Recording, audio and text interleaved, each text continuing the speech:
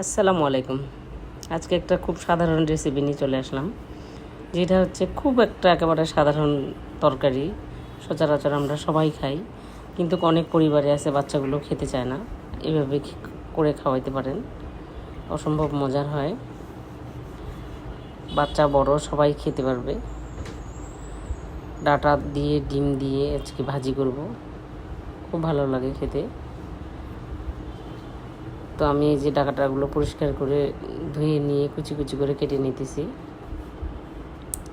তো সব ডাটাগুলো আমি এইভাবে কেটে নিলাম।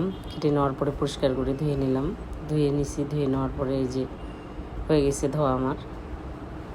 ধোয়ার পরে আমি এখন এখানে একটু রসুন বাটা এবং একটু আদা বাটা দিয়ে দেব। চাইলে রসুনটা কুচি করেও দিতে পারেন, আবার বাটাটাও ইউজ করতে পারেন।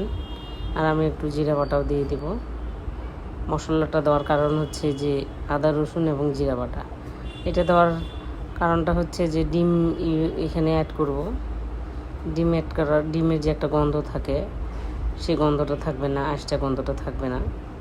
তো এই যে লবণ হলুদ সব দিয়ে রেডি করে নিলাম ডাটাটাতে। আমি ডাটার ভাজিটা কাঁচামরিচ দিয়েই করব। তো প্যানে আমি তেল দিয়ে দিব। আমার আরেক চুলায় তরকারি বসানো আছে, দেখতেই পাচ্ছেন। তো তেল দিয়ে দিলাম। দেওয়ার পরে আমি এখন পেঁয়াজ কুচি একটু বেশি করে দিবেন, পেঁয়াজ কুচি এবং কাঁচামরিচ কুচিটা দিয়ে দিলাম। কাঁচামরিচ এবং পেঁয়াজ কুচিটা হালকা লাল করে নেব, খুব একটা কড়া ভেজে নেব না, লাল করে নেব। লাল করে নেওয়ার পরে তারপরে আমি এখানে একটা ডিম ভেঙে দেব। ডাটা ভাজি এভাবেও করে খেতে পারেন। সচরাচর আমি দেখি যে আমাদের এদিকে যেমন ডাটাগুলো আমরা ডাল দিয়ে খাই, অনেকেই অনেক রকমের তরকারি দিয়ে খায়। তো এই যে আমার পেঁয়াজ মরিচ একটু হালকা ভেজে নিয়ে আমি এখানে ডিমটা দিয়ে দিলাম। এখন ডিমটা সহ পেঁয়াজ মরিচ সহ আমি একটু ভালো করে ভেজে নেব।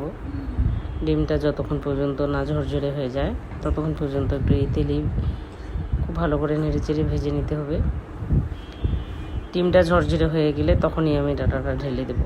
এবং ডাটাটা দেওয়ার পরেই ডাটার সাথে যেন পানি না থাকে।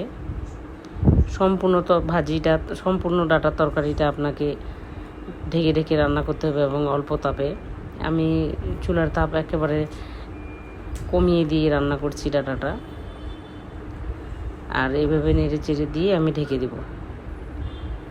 সম্পূর্ণ রান্নাটাই ঢাকে করতে হবে।